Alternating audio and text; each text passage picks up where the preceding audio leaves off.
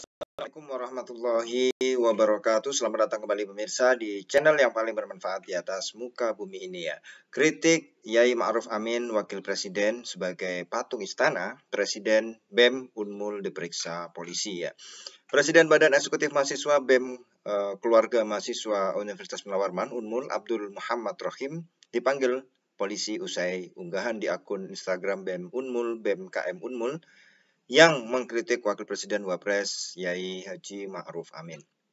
Dalam unggahan di media sosial itu, mahasiswa menulis Kaltim berduka, patung Istana Merdeka datang ke Samarinda. Ini tentu ya dari segi adab, etika, moral ini sangat rendah sekali ketika mengatakan atau memposting hal yang seperti itu ya.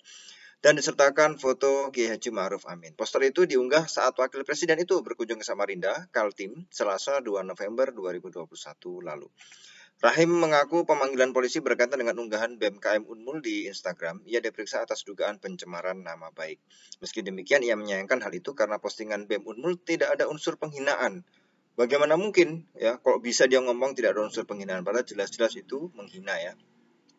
Ia mengaku ada sebagian publik menilai postingan itu tidak beretika dan beradab atas diksi yang dipilih. Namun postingan itu murni bentuk terhadap kinerja Yai Ma'ruf Amin selama ini. Loh, beliau kan bekerja. Nah, ini mungkin ya BEM KM Unmul ini yang tidak tahu ya apa yang dikerjakan oleh Kiai Haji Ma'ruf Amin. Terus kemudian jangan tidak tahu tiba-tiba ngomong ya, tidak ada kerjanya. Ya kan nggak gitu juga.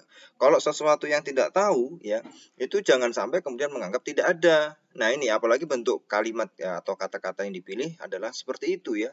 Ini bukan kemudian membatasi kebebasan berekspresi. Boleh mengkritik itu boleh, tapi kemudian ada etikanya, ada aturannya, ya kan.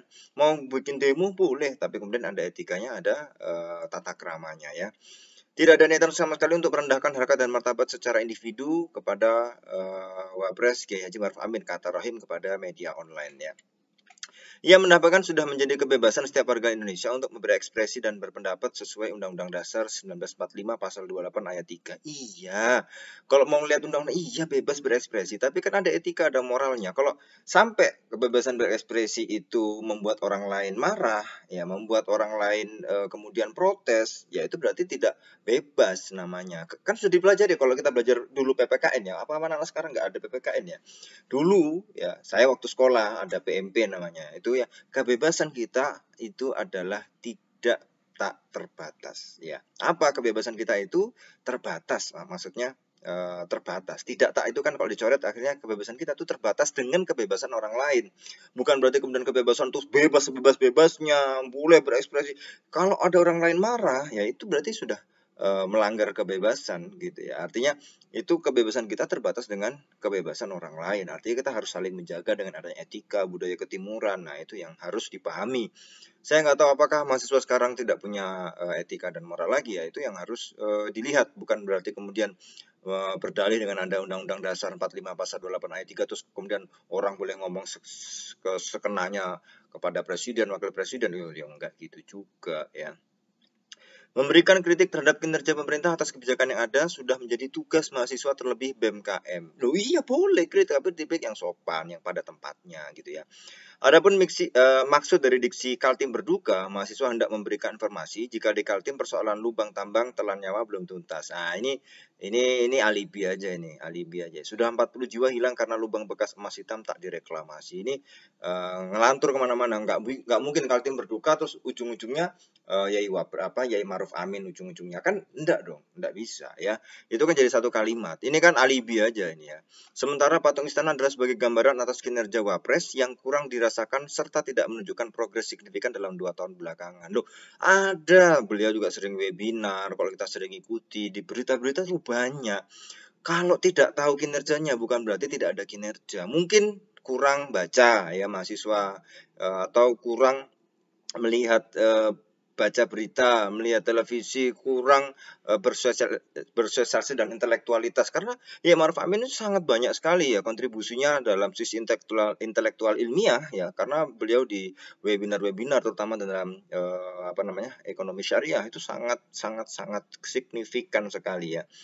Kami ingin hal tersebut tidak terjadi lagi dan permasalahan lubang bekas tambang segera diselesaikan. Ini agak tidak nyambung kalau kita berbicara bekas lubang tambang gitu ya. Lebih lanjut, dia menuturkan setelah unggahan tersebut viral di jagat maya, Rektorat Unmul lantas memberikan rilis resmi dan meminta BMKM untuk meminta maaf dan menghapus postingan berkaitan dengan Wapres Ma'ruf tersebut. Namun, pihaknya enggan melakukan sebab kritik terhadap pemerintah adalah hal lumrah dan sah-sah saja. Patut disayangkan jika ada institusi pendidikan yang berusaha membungkam kebebasan berpendapat. Ini bukan masalah membungkam kebebasan berpendapat, tapi mengarahkan kalau kamu mau kritik yang sopan, yang beretika, yang bermoral gitu loh. Ini kayak orang tua ngasih tahu anaknya, tapi anaknya kemudian, wah aku nih bebas. Ya nggak gitu juga ya. Dan tak lama kemudian, Senin 8 November, saya mendapat surat dari kepolisian untuk dimintai keterangan. Ya, surat pemanggilan Polresta Samarinda itu kemudian viral ya. Itu ada lanjutan dari laporan ya. Tetapi Rahim tidak mempersoalkan hal tersebut, hanya saja statusnya hingga kini masih sebatas saksi saja karena hanya dimintai keterangan. Bila ke depan bersalin status menjadi tersangka, maka pihaknya akan menggandeng LBH Samarinda. Kami sudah berkomunikasi dengan mereka LBH Samarinda. Nah, ini para pemirsa ya, kalau kemudian yang harus dicatat ya sebenarnya, kebebasan berekspresi itu terbatas atau bersinggungan dengan kebebasan orang lain. Boleh kita bebas berekspresi sebebas-bebasnya, asal tidak ada yang marah, tidak ada yang merasa terganggu. Tapi selama itu ada merasa terganggu, maka itu ya harus berarti sudah melanggar kebebasan itu atau sudah kebablasan kebebasannya. Kan dulu sering ya pelajaran PMP, PPKN itu ya, kalau kita menyetel musik keras-keras gitu ya, apakah boleh? Kan kita negaranya bebas berekspresi nih, menyetel musik keras-keras boleh kalau tetangganya nggak ada yang protes. Tapi kalau kemudian tetangganya ada yang protes merasa terganggu, maka itu berarti bukan kebebasan yang sebebas-bebasnya, berarti itu adalah kebebasan yang kelewatan, yang kebablasan. Artinya ini memang PPKN PMP setingkat SD saja itu dulu saya belajar sudah seperti itu. Apalagi kemudian kalau kemudian dianggap tidak boleh mengkritik, wah ini bukan seperti itu ya. Sebenarnya boleh, cuma ada etika, ada moral, ada caranya bagaimana mengkritik yang baik ya. Itu bagaimana. Nah, mau demo silakan demo, tapi kan kemudian yang sopan sesuai aturan ya kan.